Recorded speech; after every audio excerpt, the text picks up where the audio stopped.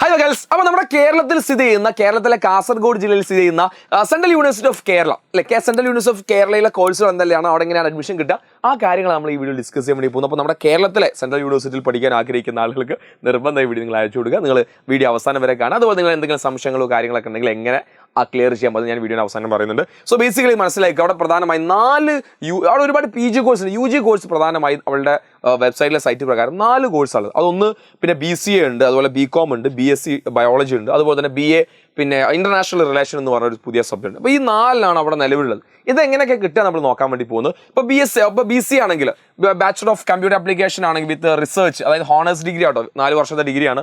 എങ്ങനെ BCA honours ആണ്.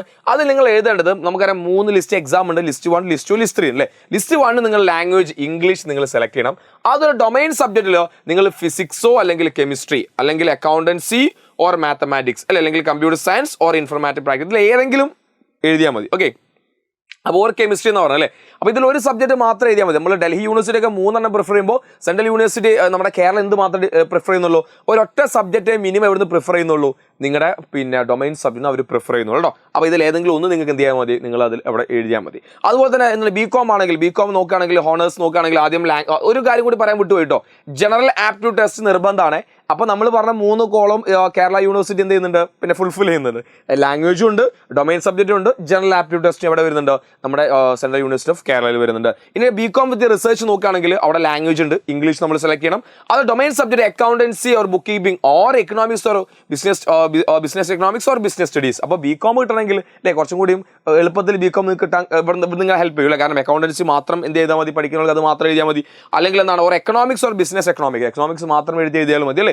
അപ്പോൾ അതുപോലെ ബിസിനസ് സ്റ്റഡീസ് മാത്രം എഴുതിയാലും മതി ഇവിടെ കിട്ടാൻ വേണ്ടിയിട്ട്, BComന് അവിടെ അഡ്മിഷൻ കിട്ടാൻ വേണ്ടി. അതുപോലെ അതിൻ്റെ കൂടെ എന്തും വേണം, ജനറൽ ആപ്റ്റ്യൂഡ് ടെസ്റ്റ് നിങ്ങൾ അവിടെ എഴുതിയിരിക്കണം. അതുപോലെ തന്നെ പിന്നെ എന്താണ്, പിന്നെ ഇവിടെ BSc ഹോണേഴ്സ് എന്താണ്, പിന്നെ ബയോളജി കിട്ടാൻ വേണമെങ്കിൽ നമ്മൾ ഇംഗ്ലീഷ് എടുക്കുക, അല്ലെങ്കിൽ ബയോളജി ഒരു ബയോളജിക്കൽ സയൻസ് അല്ലെങ്കിൽ biometry, biochemistry or physics or chemistry അതിൽ ഏതെങ്കിലും ഒന്നാണ് നിങ്ങൾ എന്ത് ചെയ്യേണ്ടത് അവിടെ എഴുതുക. അതായത് മാത്സ് ഒഴികെയുള്ള ബാക്കി 3 ഏതെങ്കിലും ഒന്ന് എഴുതാം. ബയോളജി ഇഷ്ടപ്പെടുന്ന കുട്ടി ബയോളജിൻ്റെ ആയിരിക്കും സെലക്ട് ചെയ്യുക അല്ലേ. അതുപോലെ അതിൻ്റെ കൂടെ എന്ത് വേണം, ജനറൽ ആപ്റ്റ്യൂഡ് ടെസ്റ്റ് വേണം. ജനറൽ ആപ്റ്റ്യൂഡ് ടെസ്റ്റ് അവിടെ നിർബന്ധമാണ്, സെൻട്രൽ യൂണിവേഴ്സിറ്റി ഓഫ് കേരളയിൽ നിർബന്ധമാണ്.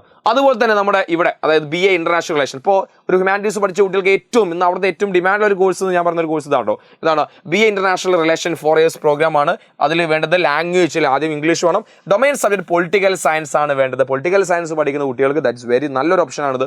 എന്താണ് പൊളിറ്റിക്കൽ സയൻസ് വേണ്ടത്. അതുപോലെ ജനറൽ ടെസ്റ്റും ഉണ്ട്. ഓക്കെ, ഇപ്പോൾ ലാംഗ്വേജും ഉണ്ട്, പൊളിറ്റിക്കൽ സയൻസ്, ജനറൽ ടെസ്റ്റ്, ഈ രീതിയിലാണ് ആ എക്സാം എഴുതുന്നത്. അപ്പോൾ നിങ്ങൾക്ക് വേണ്ടി കുറച്ചുകൂടി നിങ്ങൾക്ക് കിട്ടാൻ കുറച്ചും കൂടി എളുപ്പമുള്ള, കമ്പാരിറ്റീവ്ലി കുറച്ചും കൂടി എളുപ്പത്തിൽ കിട്ടാൻ സാധ്യതയുള്ള ഒരു കോളേജാണ് സെൻട്രൽ യൂണിവേഴ്സിറ്റി ഓഫ് കേരള. അപ്പോൾ നിങ്ങൾക്ക് സംശയം ഉണ്ടാവും ഏതൊക്കെ കോഴ്സിന് എങ്ങനെ പഠിക്കണം എന്നുള്ളത്. ഒരു സംശയം വേണ്ട, നേരെ എന്ത് ചെയ്താൽ മതി, ഇത് എൻ്റെ പേഴ്സണൽ നമ്പറാണ്, അല്ലെങ്കിൽ എൻ്റെ ഒഫീഷ്യൽ നമ്പറാണ്. കോൾ നിങ്ങൾക്ക് കിട്ടില്ല, വാട്സപ്പ് മെസ്സേജ് അയക്കാൻ മാത്രം കഴിയും. ജസ്റ്റ് മെസ്സേജ് അയക്കാൻ, ഞാൻ സാറേ ഇന്ന കാര്യങ്ങളെ പറ്റി അറിയാൻ താല്പര്യമുണ്ട്, മെസ്സേജ് അയച്ചാൽ മതി, ഞാൻ എനിക്ക് അറിയുന്ന കാര്യം നിങ്ങൾക്ക് ക്ലിയർ ചെയ്ത് തരും.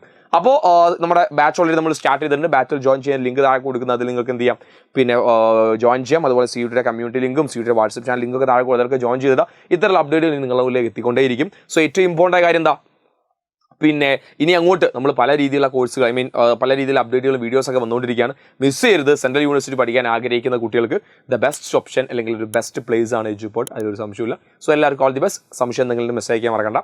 Thank you.